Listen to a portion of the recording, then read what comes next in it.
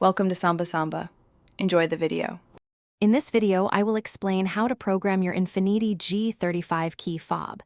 It's a straightforward process that can save you a trip to the dealership or a locksmith. First, make sure you have all your key fobs ready, including any new ones you want to add. Also, confirm your car battery has sufficient power for the procedure. This guide focuses on the common manual programming steps for your vehicle. To begin, sit in the driver's seat and close all doors. Use the power lock switch on the driver's side to lock every door. Next, insert your key into the ignition and quickly remove it at least 6 times within a 10-second period. You'll know you've entered programming mode when your hazard lights flash, indicating the system is ready. Now, insert the key back into the ignition and turn it to the accessory or ACK position. Within 5 seconds, take your first key fob and press any button on it. The hazard lights should flash again, confirming that remote is programmed.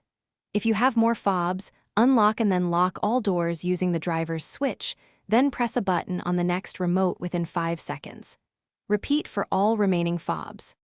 To finalize, turn the key to the OFF position, remove it from the ignition, and then unlock the doors using the driver's side switch. Finally, open the driver's door to exit programming mode. Test all your key fobs to ensure they work correctly. Please note, some Infiniti G35 models, especially those with a smart key system, may require professional diagnostic equipment for programming. Check the description below for a link to these fantastic leak-proof containers and other great deals. Thanks for watching. Consider subscribing if we helped you.